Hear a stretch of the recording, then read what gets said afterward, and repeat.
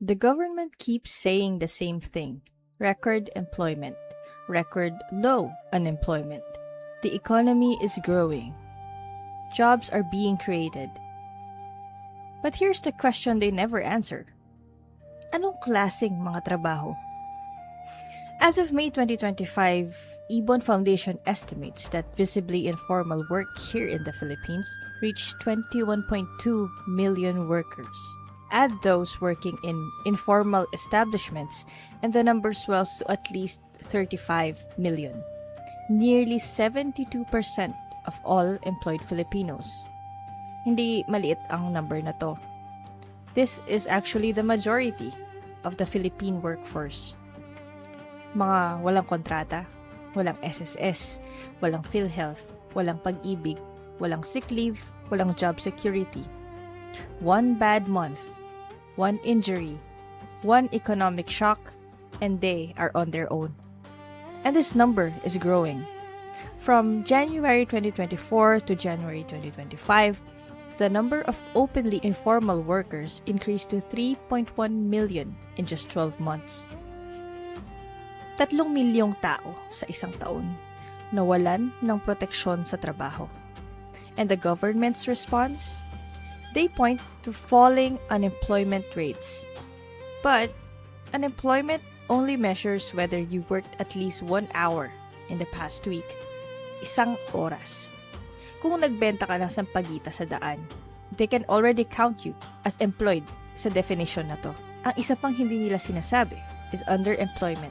Workers who want more hours and better pay but can't get them stood at 5.8 million as of June 2025. Now let's talk about wages. The current minimum wage in Metro Manila is 695 pesos per day. Sounds reasonable, right? Pero ang isang pamilya ng 5 tao sa loob ng Metro Manila ay nangangailangan ng at least 15,713 pesos sa isang buwan to barely survive above the poverty line. And kung ang minimum wage ay 695 per day, it only delivers around 15,100 monthly. You're working every single day of the month and still below the poverty line. And ito ang rate sa Metro Manila, which is the highest in the country. 9 out of 17 regions have minimum wages below the national average of 10,981 pesos per month.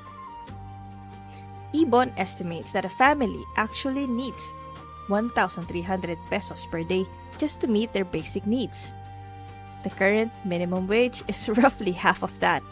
So kung kailangan mo ng 1,300 sa isang araw at ang kinikita mo ay 695, ano yun? Ito ang tinatawag nilang healthy labor market. The informal sector accounts for 28 to 34% of the Philippine GDP, a massive economic engine running entirely without worker protection. The people who are driving nearly a third of this economy have zero guarantee of income tomorrow. Hindi ito success story. This is a structural failure dressed up in press release language. So ang tanong, hindi dapat meron bang trabaho? Ang dapat nating itanong, sapat ba ang trabahong meron para mabuhay ng maayos ang isang pamilya? And honestly, based sa data and sa observances natin sa mga kapwa nating Pilipino, ang madaling sagot ay hindi. Maraming salamat po sa panonood. Ang Hello Pinas Hello World ay isang independent page and your support means I can keep doing this work. So if you want to help the page grow, you can buy us a coffee, send stars on Facebook, follow us here on Facebook or on YouTube, like, share, and join the discussion in the comments. Maraming salamat po. Have a good day.